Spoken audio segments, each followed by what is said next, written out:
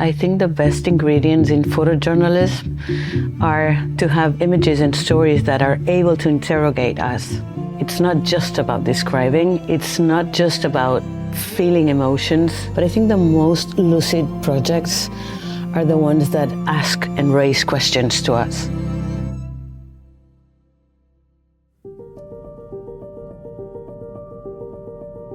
The topics that remain important for the region is the political situation, but it's not only about the violence, there's also resistance and there's also resilience. And I think we're seeing that, another way of telling stories.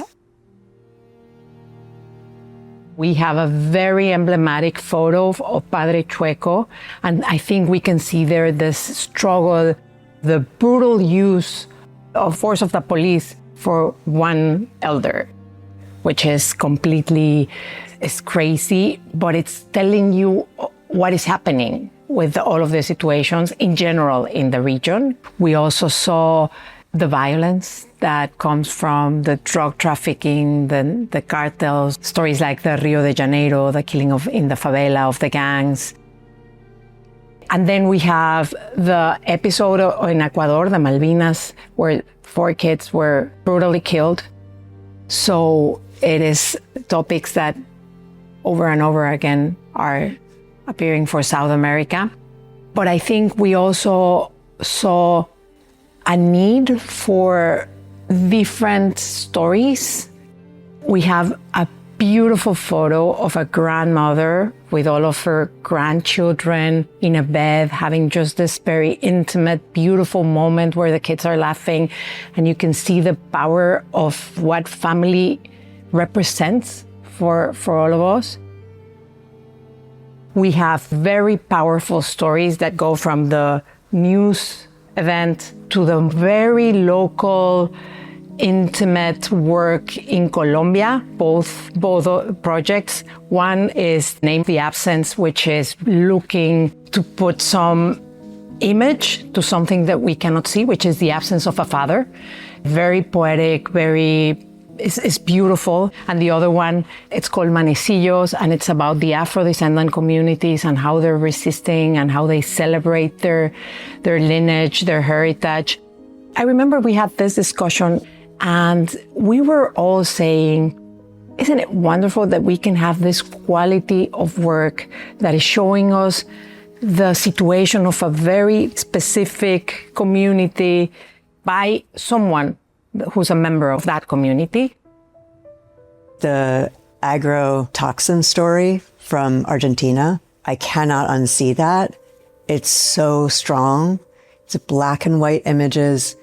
It's lyrical, it's poetic, and I think it will make certain people that see it become a photographer. In terms of representing what photojournalism is in the most elegant, classic way, it is an outstanding project. It has such a strong signature. It's the kind of thing that inspires you to want to make pictures.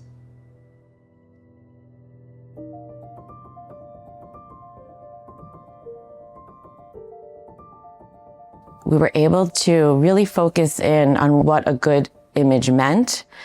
And I think that just kept coming up while we were judging photos. It wasn't solely the composition or the lighting. There was so many more other things.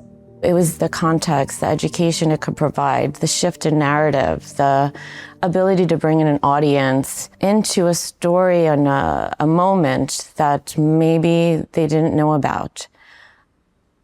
In North and Central America, we found that the themes in our region were very consistent. One being migration and enforcement. Because there was such a crackdown on migration in the United States, it became visually apparent that things were changing. There was this shift in response, intense response from the government and institutions about protesting. The government had threatened to federalize the National Guard in Portland, and that was one of the first times we saw such an intense response to protests in the United States. We also had the photo of a Columbia alumni who was protesting in solidarity with the graduates of that university. And then we had an incredible story about ICE. Migrants were coming to the courthouse for really common, regular scheduled proceedings, and these photographers spent their days in these hallways with their own dedication to really tell this story, because what was happening was there was ICE agents who were masked. So when these people were showing up to do the right thing, they were literally grabbed and taken away from their families, in front of their daughters, in front of their wives. In an instant, their whole life was changed. And this was happening in a civic institution of the United States that is supposed to be about protection and justice. The other theme was climate change, and that took place in the form of the LA wildfires. This photographer really did a great job with showing how it affected the community, showing what the aftermath looked like. Another one of our stories that we really felt was important to show was the long-term project in Mexico. It really just hit home for a lot of people on how, because of this climate change that we often just refer to but don't really understand what the impact was made visible. Our last theme, which was these stories about communities overcoming adversity. We had this really beautiful story that was called Tanner's Song. It was a story about this couple in the United States who the husband was diagnosed at 25 with colon cancer. Him and his wife decided that despite the diagnosis that they were gonna have a child together. And unfortunately, Tanner passed away at the age of 30, 41 days after the birth of the daughter. The story was just really touching. It was very important for all of the members of the jury that we highlight and really put forward the story of Doña Paulina. So the photo that really spoke to me was the photo of the Achi Mayan Guatemalan women who were sexually abused in the Guatemala Civil War in the 1980s. This was a group of 35 women who now, in their 80s, were coming forward and bringing their case to justice. It was incredible to see that moment where you have these women just really strong and really just powerful, where they were looking straight in the camera, where they were backed by a swarm of women in the background, and even you can find men in the background supporting them. I think that touched a lot of people in the jury. With so many fake images surrounding us today, authentic photojournalism is more vital than ever. We appreciated photographers who capture the moment of the right time, especially covering the spot news, like shooting at the Bondi Beach in Australia. We have very strong images of officers reacting at the scene, and also a Hong Kong fire. We have a picture showing the husband is searching for a wife, trapped in a burning building, showing a very strong moment. 168 people died, and it's the worst in 80 years. These images capture the moments and stories that define our time, from the environmental shifts in the Solomon Islands to the large-scale online scam centers in Myanmar. One of the major topics among the region was flood. So many countries suffered by heavy rain related to climate change, but this couple decided to have a wedding in a flooded church. And we really love the series of pictures representing people's resilience among the situation. A lot of the stories, you think it's about one thing, but it's actually about something else. In the case of the panda, you think you've seen this picture before, but you actually haven't. There exist only less than 2,000 pandas in the world, in the nature. It's captured by a trap camera. You know, scientists for many years have been saying these pandas exist in the wild here. And it was photographers and scientists that were out trying to capture this. And they proved that it's true, that these pandas are living in the wild here. We have a very interesting long-term project following a mother. After she lost a daughter, she decided to have another daughter at the age of 60. Now 75 years old, who has 15 years old twin daughters. The photographer followed her and the twins, watching the twins grow up.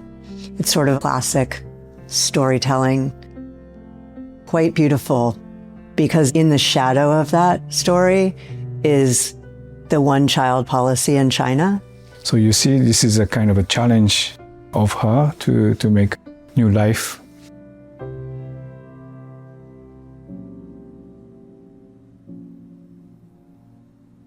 On the global jury, one of the things that we were really focused on is having a diversity of perspectives, of voices, and of tones.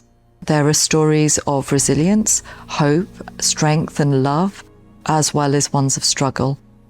In West, Central, and South Asia, the overarching theme that emerged was the impact of conflict on individuals' lives and on communities, as well as the way that people were rebuilding their communities and their lives post-conflict.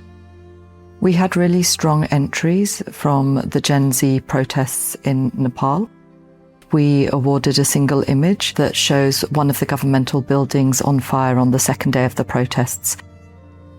We had an image from India which showed the daughter of someone who was killed in the India-Pakistan conflict last year, fainting at her mother's funeral. We also had images from Syria, one of the stories, which showed a community returning to their homes, rebuilding their town post-conflict as they looked towards the future. We also had an incredibly strong story from Gaza, which looked at different aspects of the crisis there.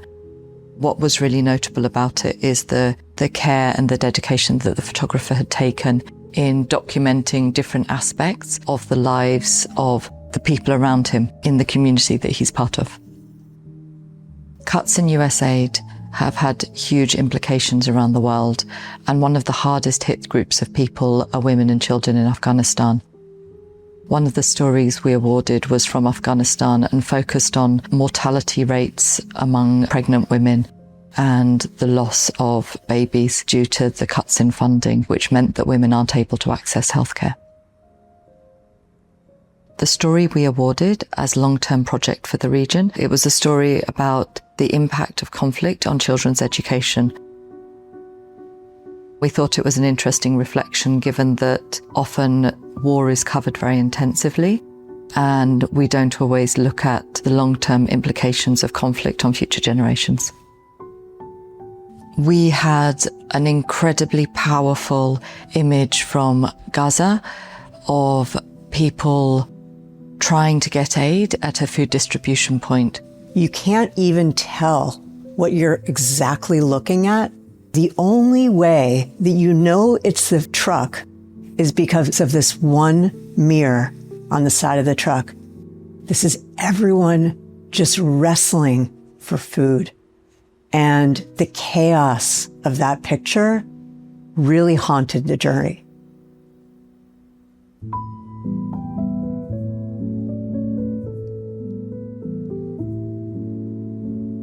As a jury, we wanted to point out very strong visuals and very interesting stories that actually enrich our ways of thinking.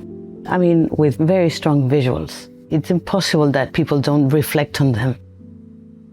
We have a very strong story on suburbia in France that was shot by a French young photographer. This is one of the most interesting topics we discovered. We had as well projects on climate change, these big challenges that locally but globally we're facing as a society. One very interesting project that we saw, it's a story on a mental illness, eating disorder, anorexia. And we found that an amazing, dignifying story about how challenging it is for especially women going through this illness, and we just found that that was an amazing, very straightforward, but very delicate and dignifying project. As a jury, we all felt very attracted to a very simple image. It's taken in Germany, and it's an elder woman on her wheelchair talking to a robot. It has this very soft palette, but that raises so much information about Europe today. And it talks about solitude, being old and also being alone. I think it becomes a very strong metaphor of a welfare society with social security, service for all, but a society that's alone, feels alone. So this is a very simple but very interesting way of looking at our society and knowing what we're going to be going towards. We also had a lot of stories on Oceania. We saw the story from Ukraine about drones. I think for me, the picture that stays with me from that story is the picture of a woman. She has beautiful long blonde hair, and she is up against her horse, mourning the horse. The stables were just struck by a drone. And there's just something so human and something that you can identify with.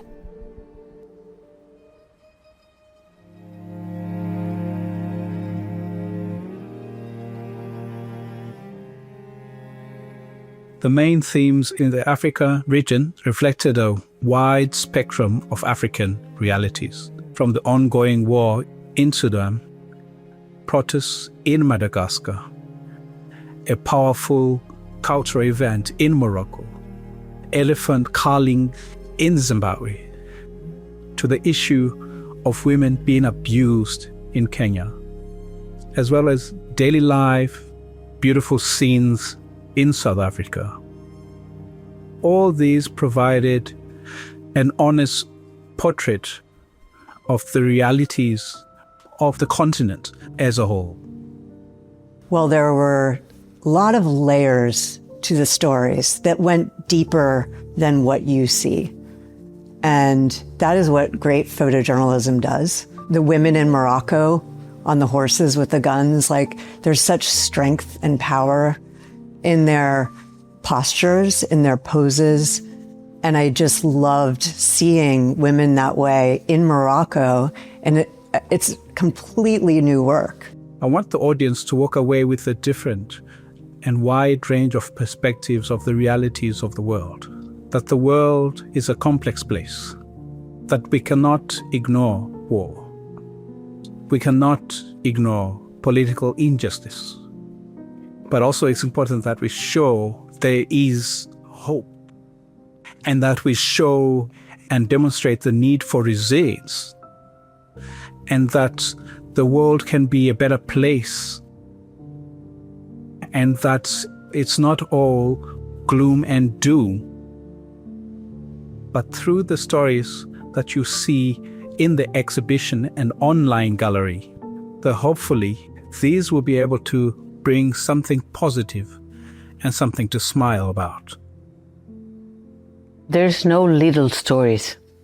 Every single little story can become a very important story because we all identify with our challenges. And the challenges the planet is facing. We're facing climate change, we're facing protest, we're facing abuses from the administrations, we're facing loneliness, we're facing mental illness, and this is affecting us globally.